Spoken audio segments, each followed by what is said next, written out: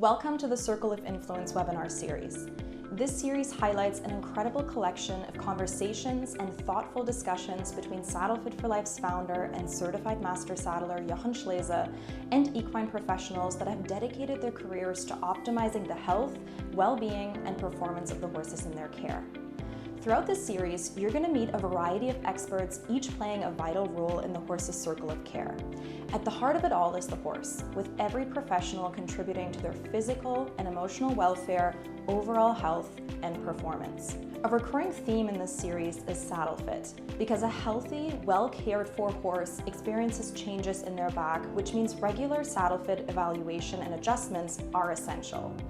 Each professional's work influences these changes and highlights the importance of maintaining proper saddle fit for the horse's comfort and performance. Our invited experts come from all areas of the equine industry, from surgeons to nutritionists, body workers, and trainers.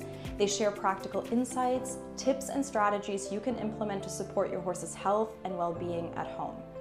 Join us and explore the full circle of care, because a truly healthy horse is the result of a team of dedicated professionals working together.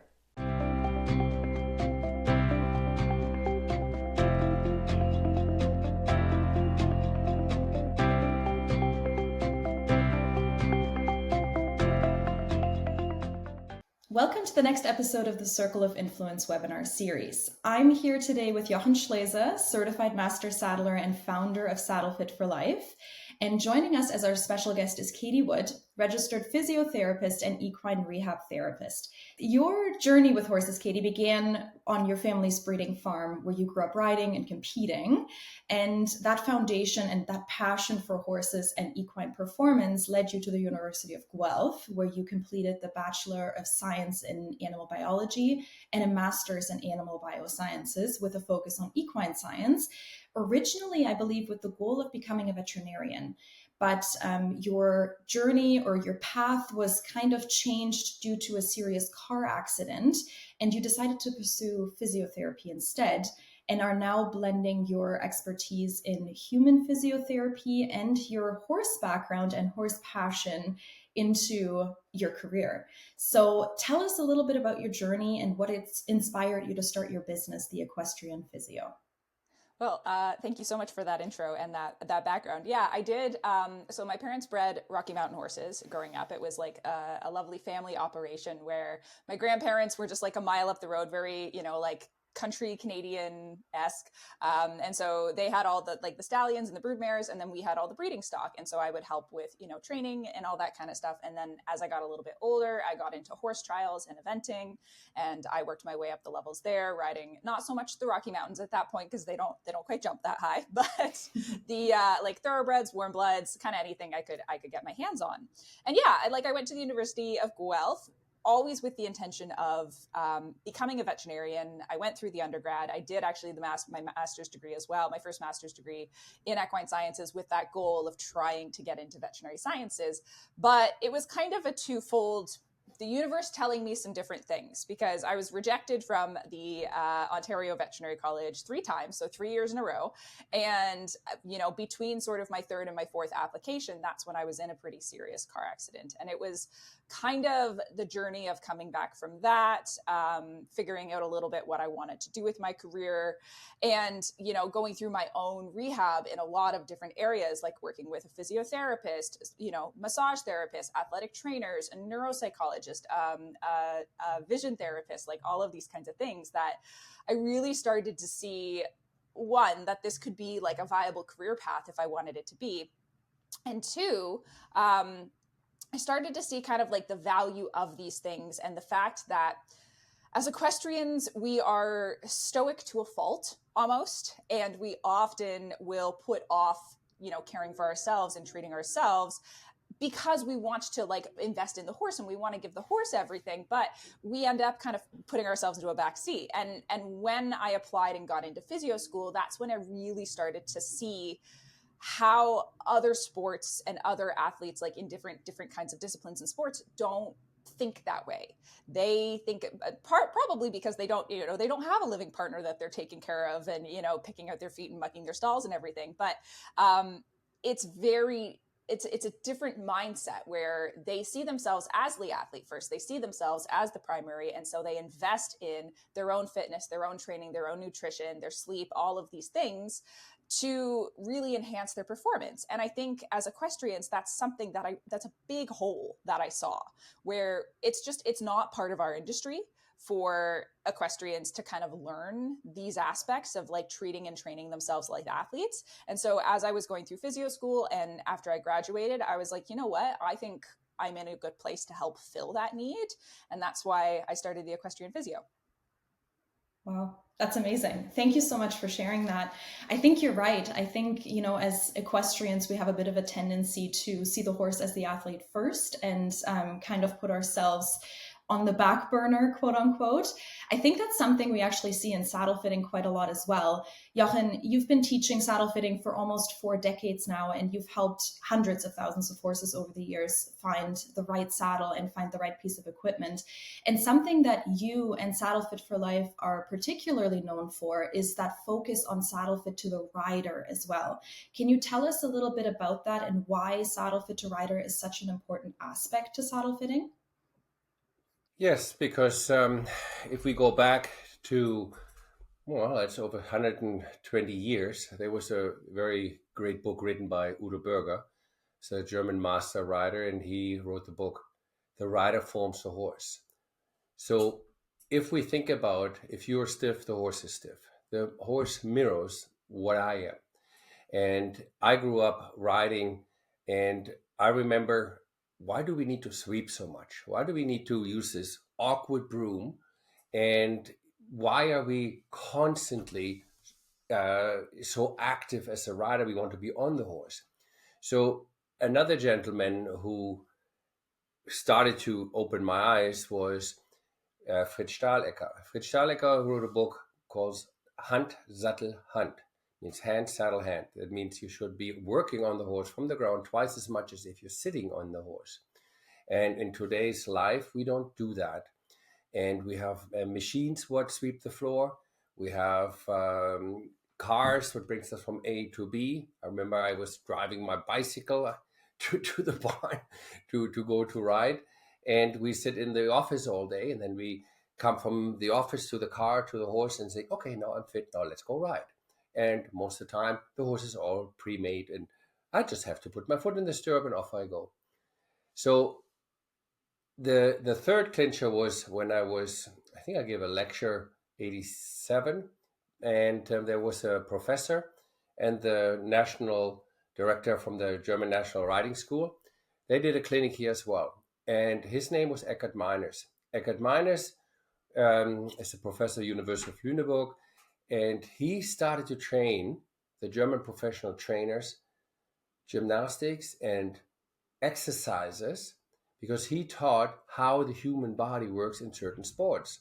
Now, given that his wife was a rider, he dedicated his, not his life, but his focus to the rider.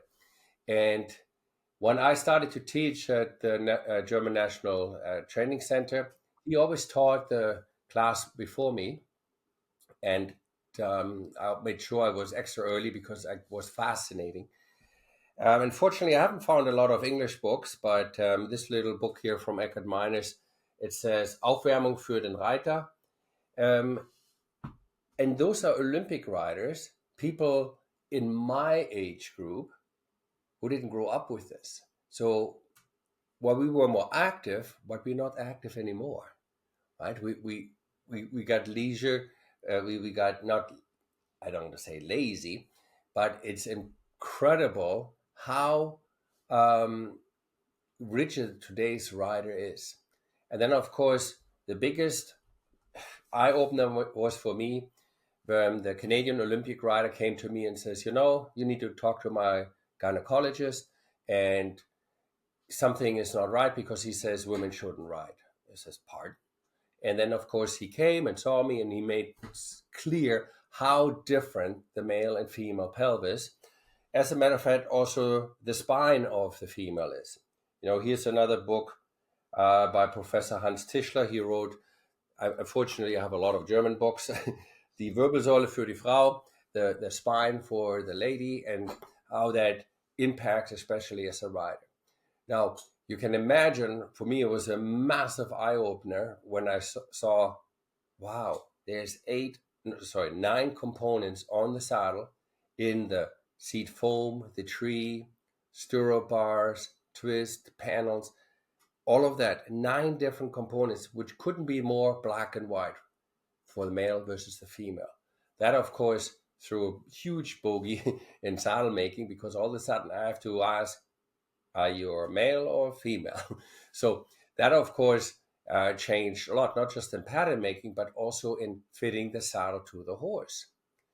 So I find that I have 2 challenges.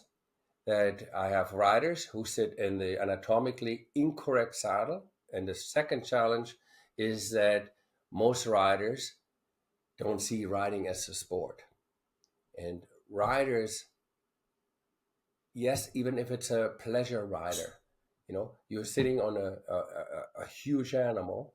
And if you're not flexible and not know what your body does, you say, of course I do. But I think this is where Katie can help us out a little bit. What you can do, because as a saddle fitter or as a saddle manufacturer, we find it a massive challenge if the rider is not a sports person or as flexible or as aware about his movements as it should be. Yeah. And I totally agree. I also used to ride my bike to the barn before I could drive, and even when I wouldn't be allowed to have a car. It was like, a few country blocks over that we would ride with. Unfortunately, the biggest hill in the county along that route, which I would not usually make it up. Yeah, I would not usually make it up. I'd have to walk that one. But you're very right in that, like, we are in, I kind of call it a crisis of convenience when it comes to like the human status and how we, operate and navigate around this world. And that is like, it's the nature of this world and our society and where we're at. And it's not necessarily a bad thing, but it means that those sort of natural opportunities to stay fit, to stay strong, to add variability into your movement and how you kind of are just going about your day to day, those don't exist anymore, not nearly as much, because we live in a very front and back plane. Everything, like, we're never really going side to side unless we, or rotationally really, unless we are artificially introducing that. And that's where, convenience is not necessarily a bad thing, but because we have cars, we have, leaf blowers instead of sweeping the aisle. Like, we have all these things that make life a lot easier, and those are great. We need to somehow introduce artificial opportunities to build up that fitness and that strength in order to be, capable in the saddle. And it is so true that, not even so much even like, male versus female, but just even individual variation in the shape of your pelvis, the anatomy of your hips, the way that your hip socket is oriented, the torsion in your femur, whether you have arthritis or other things that are limiting your mobility, whether you have previous injuries, whether you have maybe a mild scoliosis or things like that. We have sort of those broad male and female categories for anatomical variance. And then we have all these individual variations as well. And, I always tell my clients that when it comes to saddle fit, a saddle fit is often just the lowest hanging fruit when it comes to like a performance issue, a positional issue, something that they're dealing with the saddle. My first question is always, when was your saddle last fit? Who did you work with? What did they go through? Did they look at you riding in the saddle, or did they just put it on your horse? And kind of screening for that, because that's often a lower hanging fruit where, a weaker rider, unfortunately, a rider who's not as fit, whether they have a perfect fitting saddle or an ill fitting saddle, they're going to struggle a little bit probably with both. But a perfect fitting saddle is going to help a lot for them to kind of move correctly in the saddle. Not perfect, but you know what I mean, because it's never really perfect. But, we'll often have like even strong riders who are dealing with positional faults. And they're like, I'm strong, I fit, I'm capable, I am mobile, I can do all of these things, but I'm still struggling with, tipping forward or my lower leg, or I have this hip pain. And I'll often ask like, okay, you're doing all the right things. Once I've gone through kind of like my area, my scope of expertise, and cleared all of those things, And often it does come back to saddle fit. So like making sure that you have an appropriate fitter, an appropriately educated fitter that is looking at the rider and able to screen for both the male and female aspect, but also those individual anatomical variances to see if what you're riding in is appropriate for you.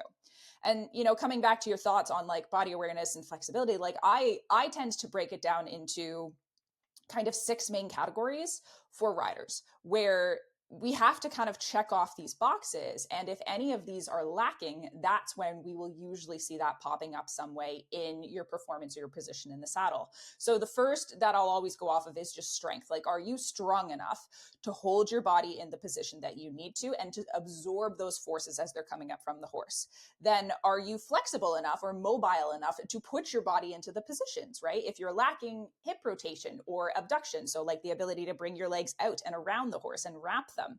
If you don't have that mobility, it's going to be very hard to get yourself in a correct position, right? And then we have that body awareness and control component that you were talking about. Like, it's not enough to just be strong enough to get into position and flexible enough to get there. You also need to know where your body is in space. And like, can you feel that? Is the map of your body as it's in your brain accurate? And then can you put your leg, especially as you move up through the levels where the accuracy of those aids becomes more and more important, can you put your leg, your seat, your weight exactly where you want it to be? And then we can look at like power and endurance. So power being, can you move fast enough, especially for, you know, disciplines like cross country eventing and show jumping, where it's not that like, you know, dressage is slow, but like these ones where you have to be very snappy and move through very large ranges of motion and absorb really big forces very quickly. And endurance, like, do you have the cardiovascular capacity to keep up, to not get winded? Because as we get winded, that's when very dangerous situations can arise, because our decision making and our ability to, you know, keep up with the horse, that becomes impaired, and that can be dangerous. And the last piece that I always bring it back to is the skill. And this is the only thing that we can't actually build, you know, out of the saddle. And that is the intuition and the capacity and the ability to kind of like predict where the horse is going, know where to put your leg, know how to apply aids, know your timing, be able to see a stride, like all of those things that we're not going to be training in a gym, but they do need hours in the saddle to build that. And I always look at it as, you know, the skill component is what makes a really good rider, the rider that can almost intuitively predict how to move their body and where the horse is going to go and how they need to position themselves and where they need to weight things. And that takes hours and hours in the saddle. But all of those other components, the strength, the power, the endurance, if those aren't in place, that's when building the skill becomes very, very hard. Because if you're limited by strength or mobility or endurance or all of those other things, then it's near impossible to try and like learn how to time your aids, because you're constantly winded or you're constantly fighting your stiff hip. And I would say I don't include this in kind of those 6 categories because it's not necessarily in my scope. Like, I'm not a saddle fitter, but saddle fit is one of those things that if that's not in place, if you are fighting against the way that your saddle is fit to yourself or your horse, that's where you are going to be finding it very challenging to develop that skill, to develop your timing and your aids, because you're constantly fighting something, whether it's your own body's physicality or whether it's the way that your saddle positions you. Yeah, it's very.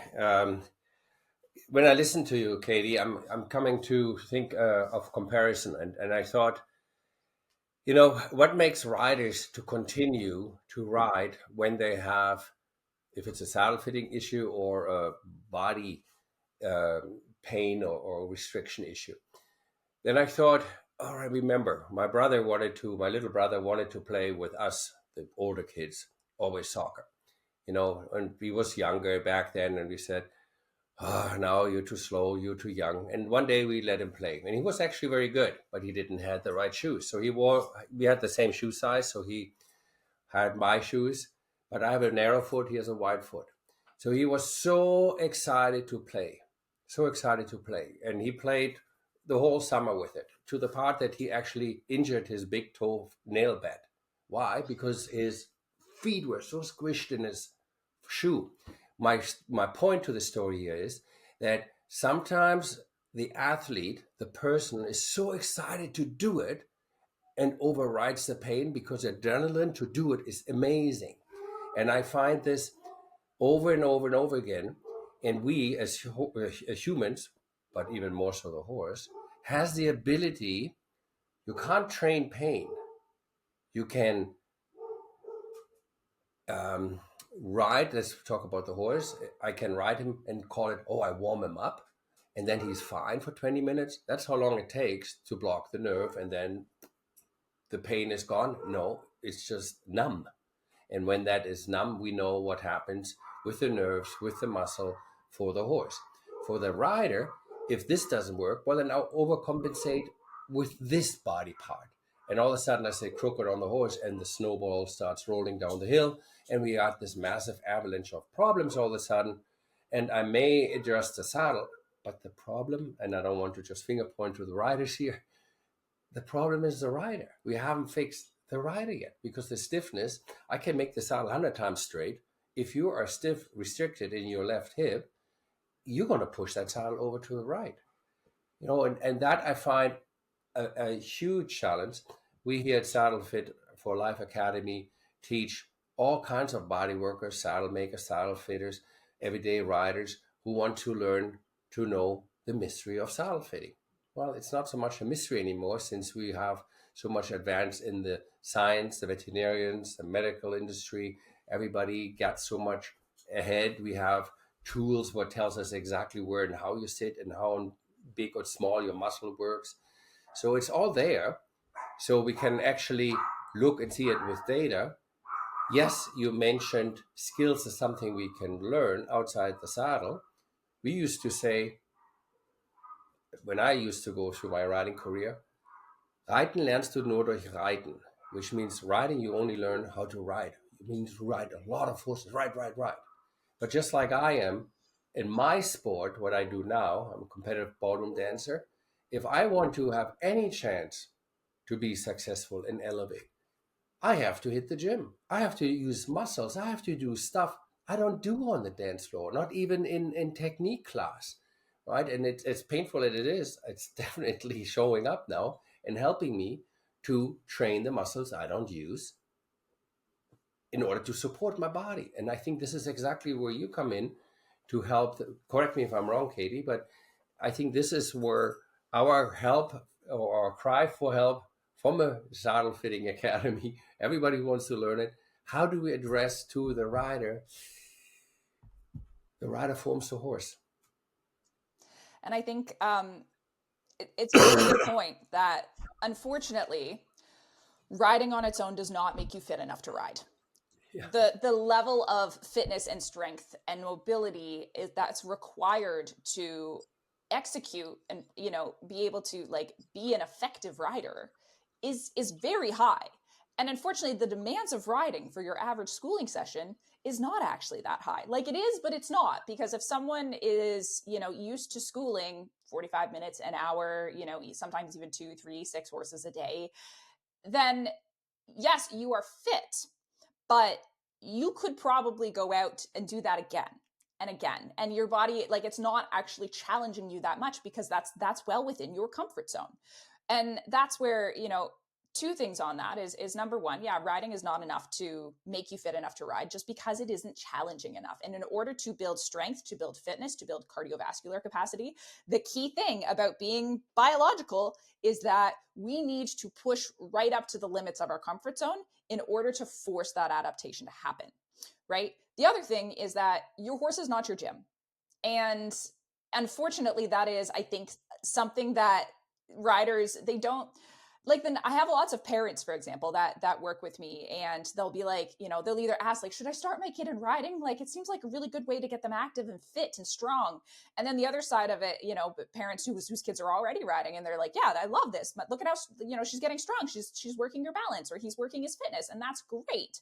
But again, I think that whole mental aspect, like that whole mentality is just problematic, because that is looking at the horse as a piece of fitness equipment. And that is not necessarily fair to that horse. We should be showing up already fit, already strong, already capable, like not limiting in our own physicality, so that when we get in the saddle, we are purely working on the skill component. We are working on our timing, our aids, learning a new skill, learning how to do a leg yield, learning how to see a stride, stuff like that. We shouldn't be showing up to be like, oh, I'm going to get strong and fit today. No, that's not fair to the horse, because the horse deserves better than that. They deserve better than to be your tool for fitness. So there's that aspect. And then coming back to the strength component, in order to get our muscles strong, we know that the most effective way is to take a muscle group through a movement using some kind of resistance close to failure or to a failure point. In the gym, that is a very easy thing to quantify, because like, say I'm just doing a bicep curl, for example, I can do bicep curls. Like I can grab, I don't know, a 20-pound weight and see how many I can do before I can't do another one. Say with a 20-pound weight, I can do 12. And then when I go to do a 13th, it's like, nope, my muscle has no more gas in it.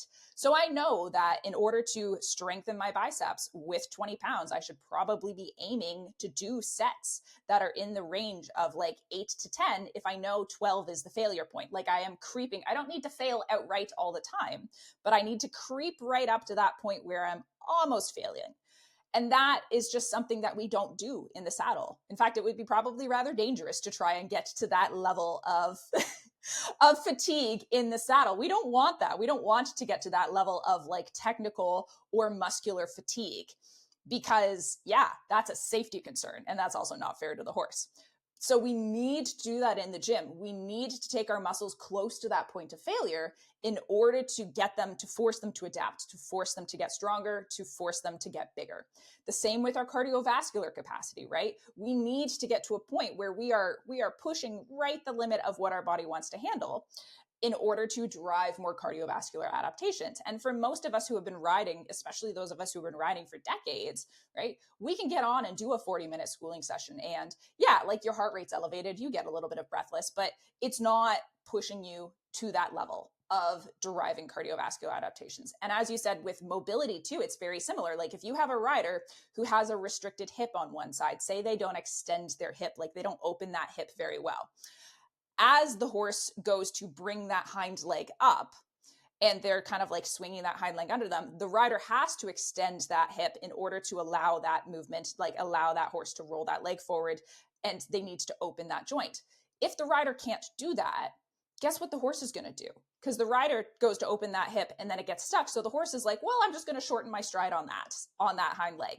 And so now the horse is artificially shortening their stride on that hind leg. That's eventually going to cause pain or injury or something to happen, even just like stiffness, right, to happen in the horse, because the horse is adjusting them because the rider can't do it.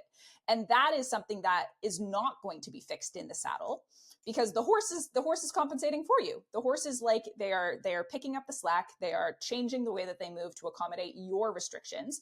And so you're never going to be forced into a place where you actually build that mobility back, because the horse is just doing it for you. So that's where you have to get out of the tack and work on that hip mobility component, so that when you get back in the saddle, the horse doesn't have to compensate for you. And I see this all the time, whether it's mobility or strength, where the horse is making micro adjustments. They're shrinking their trot down, so they're just shuffling along, or they're reducing their suspension, or they're reducing, their swing phase, like any of these kinds of things to accommodate a rider.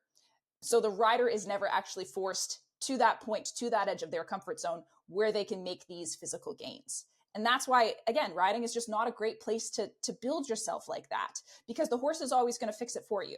And so you need to get out of the saddle and address the things that are, either stopping you or limiting you, so that when you get in the saddle, you are not the limiting factor to your horse. The horse can perform to their fullest capacity, whatever their training or breeding allows, and you're not going to be the thing that's stopping them.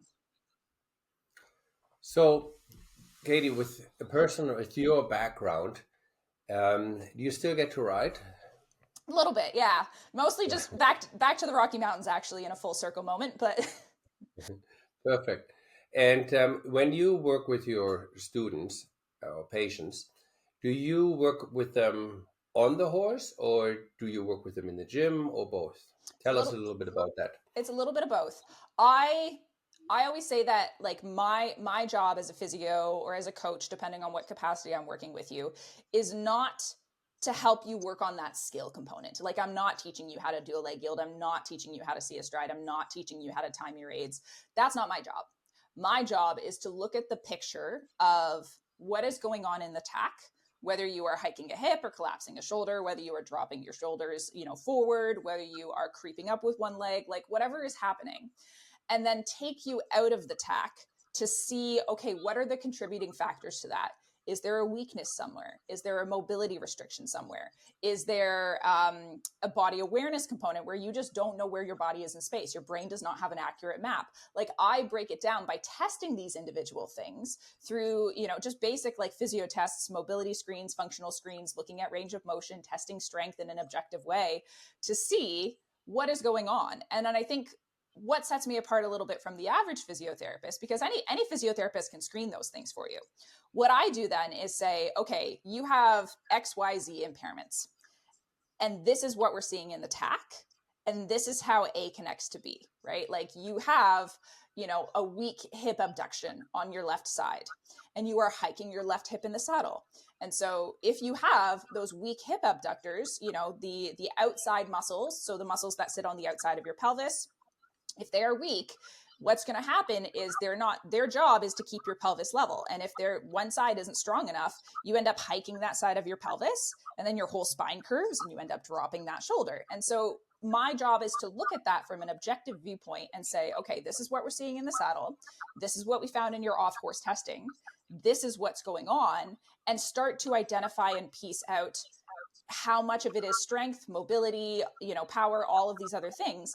And if I'm checking all those boxes and I'm saying, okay, this is good, this is good, this is good, this is good, that's when I'm also looking and saying, can we check your saddle fit? Can we check your horse? How are they moving? Looking for other explanations as to what is going on. And so then we'll usually address those by saying, okay, you've got these impairments, you've got these mobility restrictions, these strength impairments that we're working on. I develop a program, so like either rehab exercise or training exercises, that always starts with a base of, kind of a base of what every human needs, like what we all need to stay strong and fit and capable. I joke and I'm like, the base of any program I write for anyone is just, what do you need to get yourself off the toilet at 95? Right? What do you need to keep doing to be able to like stay fit enough for that? And then we bias that program towards this person's individual needs. What do they need for their discipline? What do they need for their sport? What do they need for the level that they're competing at? And then what are their individual impairments that we need to work on? So we create this ground up approach, and I create that training program for that rider and teach them how to do it. And then once they've had a chance to build some strength, to build some mobility, to correct these things out of the saddle that they've been struggling with, that's when we bring it back to the tack and we say, okay, say they're stronger now, say they've fixed the mobility component, they're not nearly as restricted. Sometimes those movement patterns, the way that you kind of default, still stick in your head, even though you have more strength, you have more capacity now. And that's where we take it back to the saddle. And I will use coaching and cueing, and even things like, external feedback, like K-tape or something like that, to try and have this rider now utilize that new mobility and that new strength, because they're always going to want to default to their old patterns. So that's kind of the process that I usually take riders through. And we always bring it back to those other components as well, where it's like, okay, now we're strong, now we're mobile, now we're capable, now we're working on that body awareness and positioning in the saddle. If there's still things going on, that's when we check, how's the horse doing? How's the saddle fit? How are these other components? So that we're looking at that big picture as well, even though my scope is mostly just working with that rider. Excellent. Very good. So would you say the average rider who goes and works on themselves works as much as same time off the saddle than in the saddle, or more on themselves than in the saddle, or vice versa? What would you guess how much, if the rider rides 5 times a week, an hour, 5 hours a week, what would you say, how much do they work on themselves? Average. I mean, I would say the average rider just doesn't.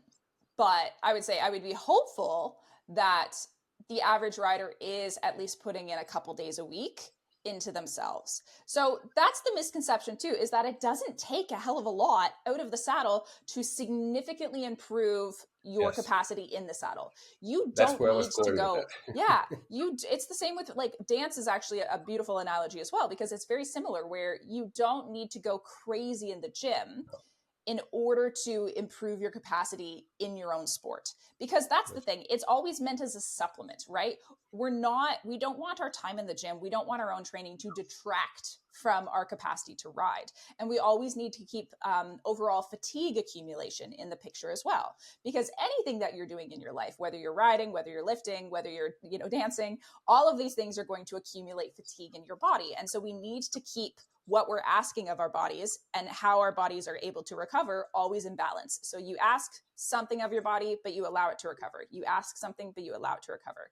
And the thing with lifting is that we don't want that to create too much fatigue so that it's impacting that rider's ability to perform in the saddle. And it doesn't take a lot. So the Canadian activity guidelines, also the WHO activity guidelines, and I think the American Health Association has pretty much the same activity guidelines, have a kind of standard where they say this is the minimum level of training or fitness that you should be accomplishing in an average week in order to just stay healthy overall, reduce your risk of all-cause mortality or morbidity.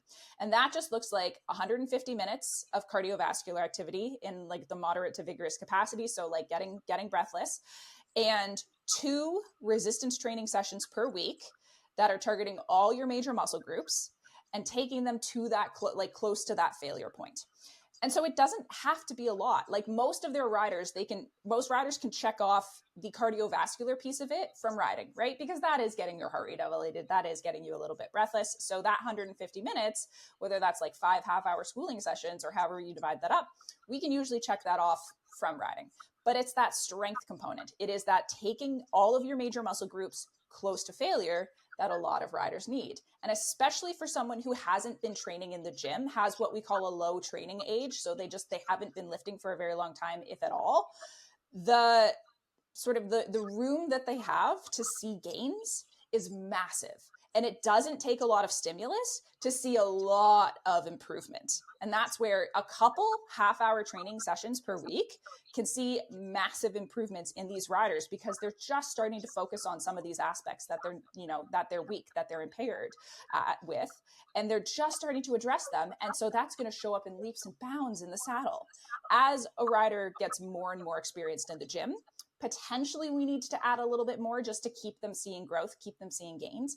But at the same time, we balance that too. So in their off season, if they're taking a few weeks off, right now it's kind of like the Canadian off season because we have the Royal that's going on right now. So a lot of the hunter jumpers are finishing up, and then they're going to take a few down weeks, and then a lot of them are going to go to Florida, right? That's when a rider could potentially turn to themselves and do more in the gym to build a little bit because they're riding less. But then as they get into the thick of competition season, so as they move down to the Florida circuit and as that starts ramping up, for example, they might scale back a little bit of what they're doing in the gym just to be in a little bit more of a maintenance mode. But then, as the riding waxes and wanes, they can increase or decrease what they're doing in the gym so that fatigue component is always in balance. And so I guess, the moral of the story is you don't need to do a lot to start, but we can balance things out a little bit just to make sure that it's sustainable with your riding schedule.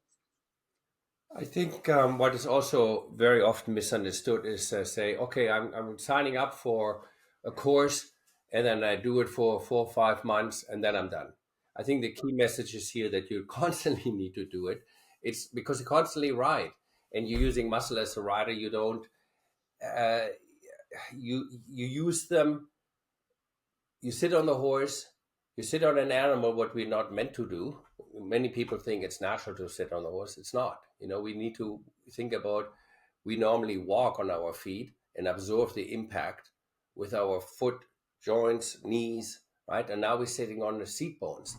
I mean, there's a reason the heels got to go down. There's a reason why the toes got to go forward. All these things, many people don't know. They just do it because they've been told so.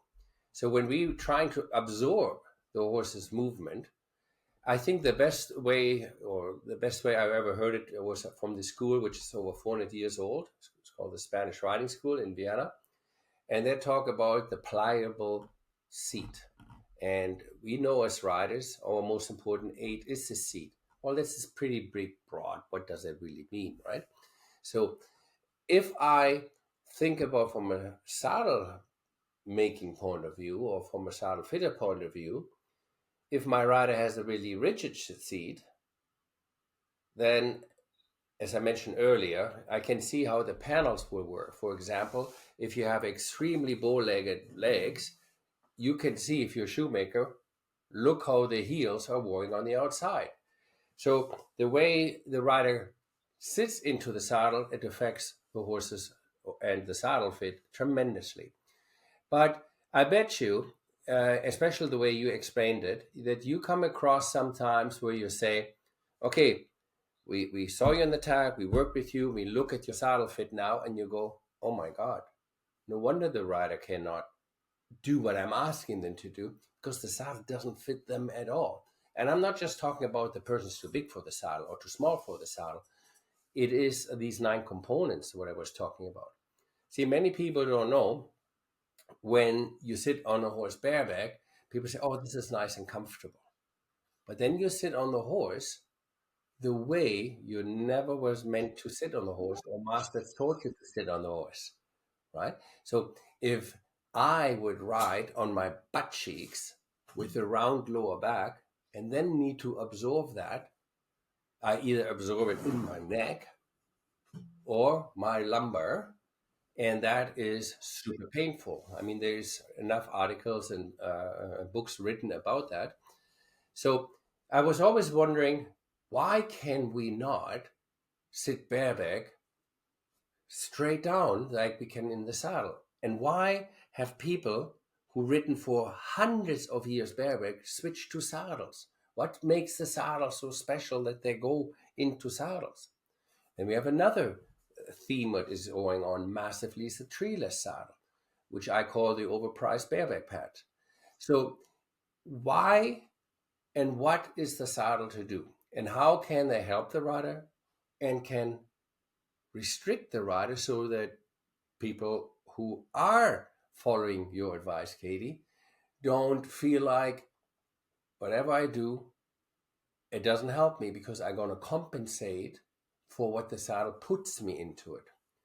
I'll give you an example. If you put a knife underneath the carpet and you run your hand underneath over the carpet, you know exactly where the knife is. And this is the same thing with the horse's back. Okay, you can always feel where the spinal processes stand up. And then beside it is a drop. What is that? That's the soft tissue. So think about the knife being the spinal processes underneath the carpet, except it's on the horse's spine.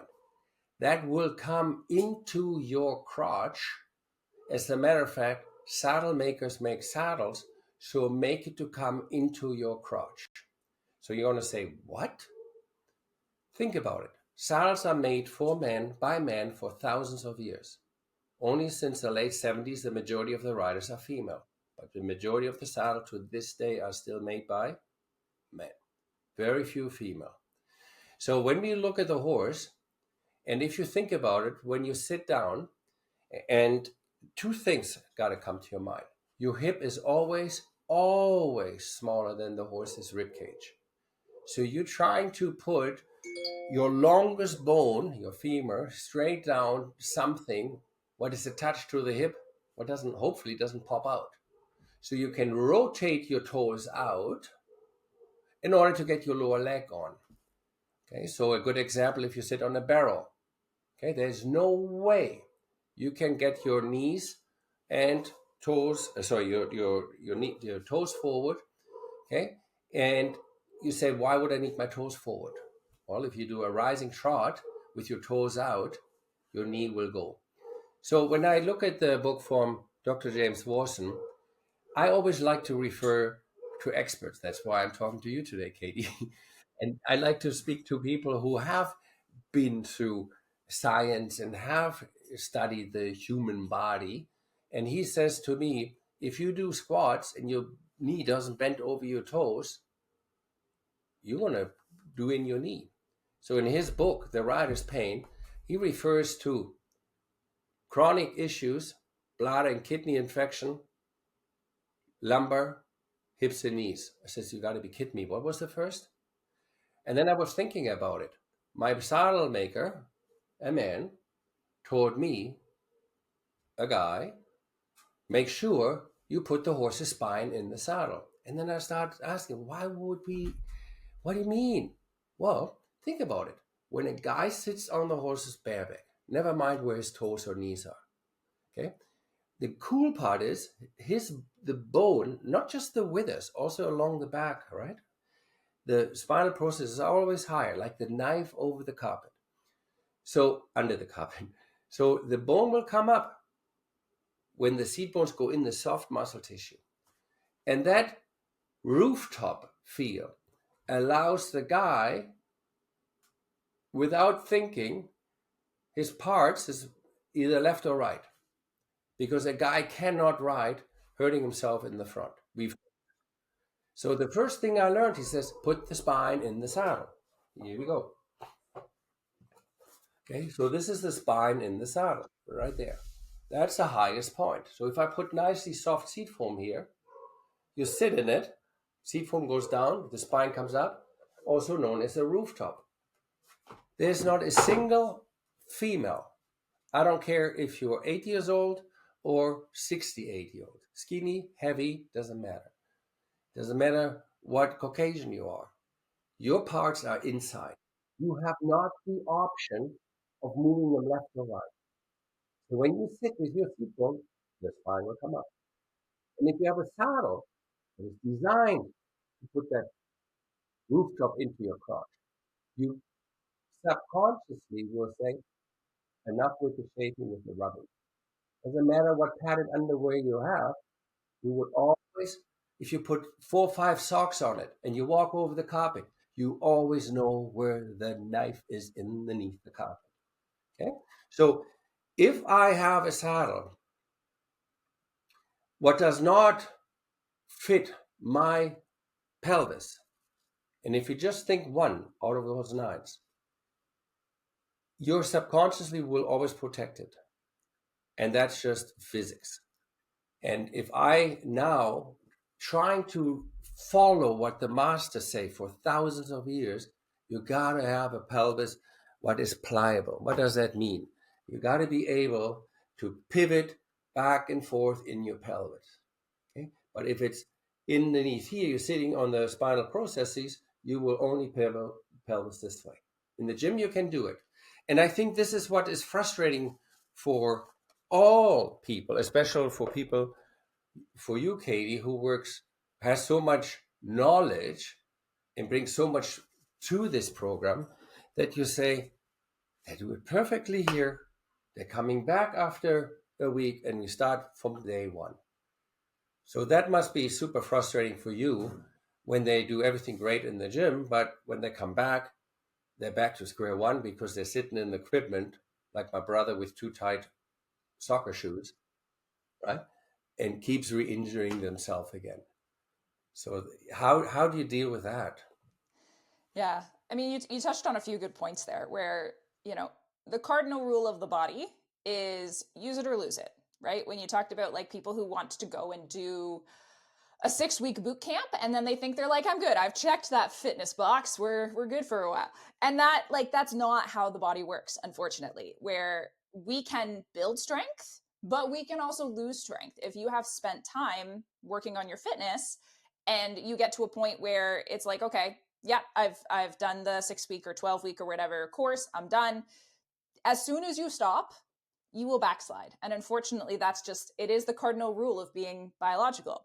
But the other thing that you're touching on is that, I like to say mobility always comes from somewhere, right? So if you have, for example, there's a rider that I work with where her saddle really fights against her. She, from a security standpoint, because she's not the strongest rider in the world, she has opted for this very intensive dressage saddle where it's got that really deep seat, that big cantle, those massive thigh blocks in the front that come all the way down. And the reason I think she is drawn to that is because she's not the strongest rider in the world. But unfortunately, she's also not a very mobile rider either. And we're working on it. We are working on it. But this is where, because she's opted for this very intensive saddle, she does not have the mobility to actually go into that position that that dressage saddle is trying to put her in. And because it is such an intensive saddle, she can't get out of it. She can't like move her body in different ways because it's such a deep seat. It's forcing her into that. It's got these massive thigh blocks, which is forcing her or to try and get into this hip extension, but she doesn't have that hip extension available. And so what does she do? She ends up arching her back because she cannot open her thigh to allow, to fit where that thigh block's trying to put her. So she ends up arching her back. And then from there, what is the other piece that you were talking about is that that female pelvis has a front bump. That the male pelvis, that front bump sits up a lot higher. So it's not, and you guys can kind of move appendages out of the way versus we can't. So she's being forced into this anterior pelvic tilt. Her front bump, so the pubic symphysis, is digging into the saddle. And so she's dealing with a lot of issues where she is now being forced into an like a rotated out position. So her toes go out because she does not have the hip mobility to open up and internally rotate at the same time to get her hips forward. Plus the thigh blocks are putting her into this really extended position. So then she's arching her back to do that. And then she's ending up with pubic pain as well because she's being forced into the front of the saddle. And this is where it's just accumulation of a lot of things where her body does not have the mobility to fit into the saddle the way that the saddle wants her to be. And so this is where I come back to mobility always comes from somewhere. That mobility is just getting shunted down the line. It can't come from her hips because her hips are not mobile enough to do that. So it's getting shunted to her low back. It's getting shunted to the front of her pelvis. And so her low back is having to arch. And now every time her horse brings one of its hind legs under and she's trying to rotate more to allow that, she's just getting jammed into different positions, and that's showing up as low back pain. And I see this all the time with saddles which have either a rider's been dealing with a certain performance issue or weakness or mobility issue for a while, and the saddle has kind of adopted to that rider. So it's become twisted, or, the seat has kind of indented, or the flocking has, morphed into something to accommodate that.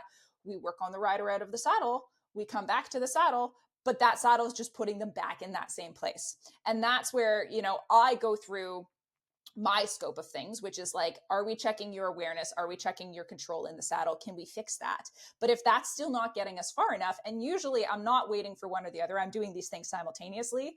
Once we get a rider to a point where we are fixing the mobility, we are fixing the strength, we are fixing the restrictions, that's when I always encourage them, if they haven't already, to get that saddle fitter out again and say, let's get this, even just a reflocking, right? Even just a starting fresh, because that saddle is carrying kind of the memory of the way that you've been moving for the last however many years.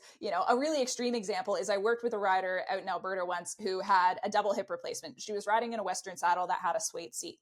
And with suede, it's so easy to tell because that's where the suede rubs into that shiny pattern. And when you looked at, she'd had a one hip, I think, replaced 2 years ago. And then I was seeing her for her second hip replacement. And I looked at her seat, and the way that the suede was worn, it was so obvious which hip had been fixed and which hip was still had been restricted still for the last 2 years. And so immediately as I started working with her, I started working with her pretty early on. She was only 5 or 6 weeks out, and we were practicing mounting, and I was taking her for pony rides, which was great fun. But I said, as soon as we get to a point where you're actually doing stuff, where you're actually engaging and, going around on your own, and you're strong enough to ride and start actually schooling and training, you need to look at getting a new saddle or getting your saddle refit, because this saddle is holding the memory of the way that you've moved for the last 2 years. And that's where she would, if she didn't have that corrected, that saddle, the way that it had twisted, the way that the seat had kind of worn in, it would be trying to put her back into the position that she had been in for the last 2 years. And that would inevitably cause her to twist or warp into a way that saddle, remembered her being in. And so that's where, again, that's always something that when I'm working with a rider, even if we've identified it as it's a rider issue, it's a strength or mobility or, injury issue that we're working on and we fixed, you need to come back to the tack, and you need to start with that clean slate, because otherwise, they're just going to be fighting it. And that's a big piece where I often see riders who are either dealing with a saddle that never fit them in the first place, or a saddle that maybe did fit them, that is now, again, remembering the way that they should be moving or that they want them to move, or saddles that are, either not supportive enough to help them along. So, especially like riders who only do, schooling and lessons, or they're just catch riding and they're riding whatever someone's putting them in. And they're fighting it all the time. And so that's why the saddle fitting for me is often such a low hanging fruit, where it's like strength takes time, mobility takes time, building yourself physically. This is a weeks to months to years long process. But often we can have a lot of really quick fixes by just getting that saddle in place.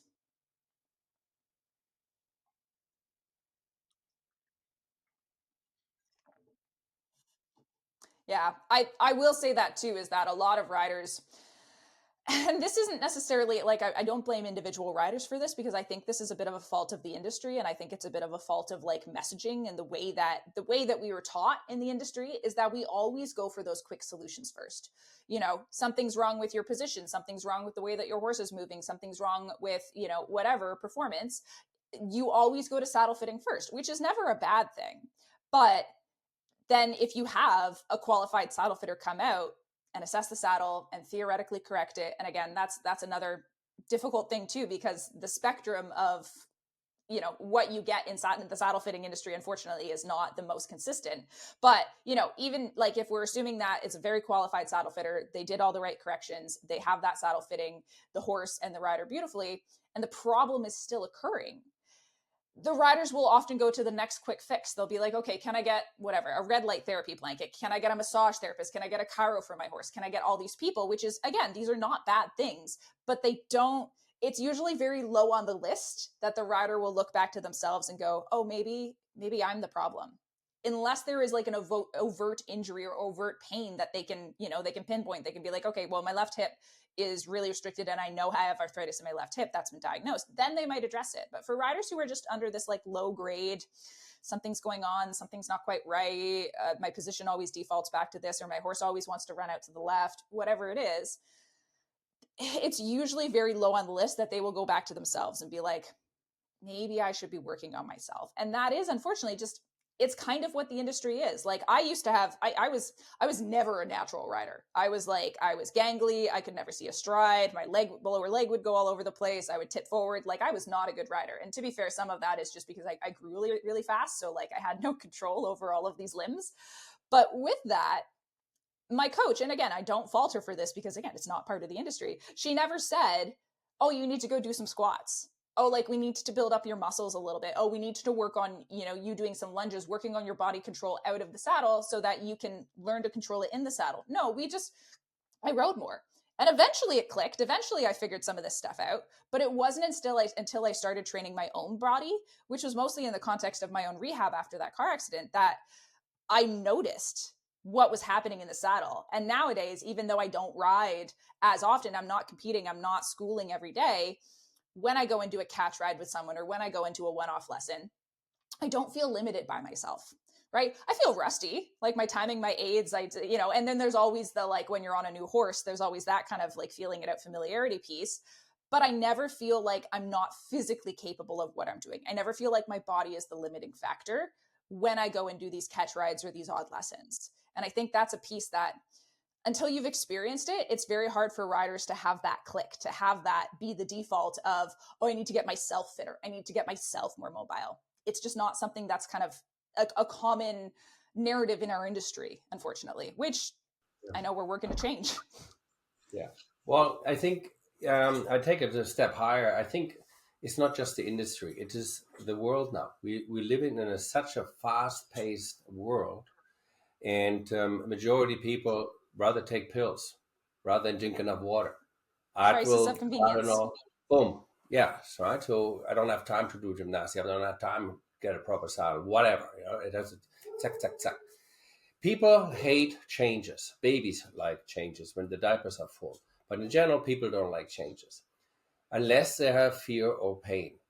So I go and do something on my hip when I have pain and I got a new saddle, I can't afford another saddle. Then I finally, maybe I need a physio, or maybe I need to do some work for strengthen it. So this is the common thing. So the question is how, the industry is already changing, but even more so, how can we entice people more? How can we entice people more to look at them first to have less pain to the horse.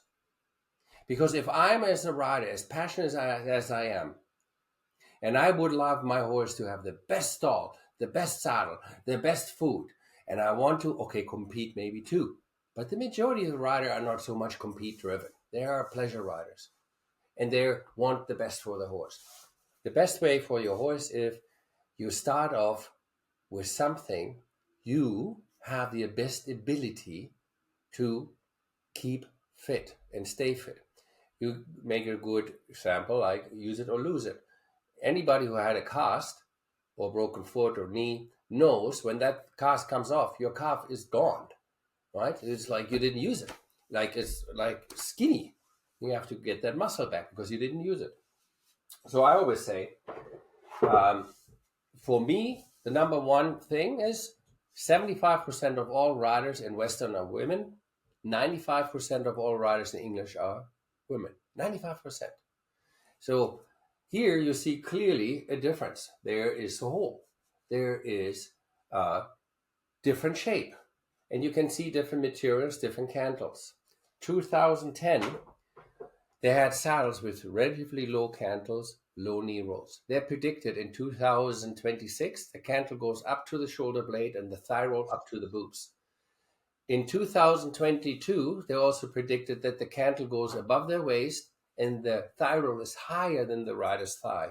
In the Olympics of 2022, the I don't want to use any name, the team rider from the Great Britain rode in that type of saddle. When she came towards you couldn't see her thighs. You couldn't even see her butt from behind because the cantle was so high. So what they predicted 12 years prior happened. So why did they predict it? Because we live in a fast-paced world. I want a saddle that push me instantly in this perfect position. People don't forget. Why do you think they teach since 400 years the pliable seat in Vienna? So you come soft into the horse. You become a jackhammer.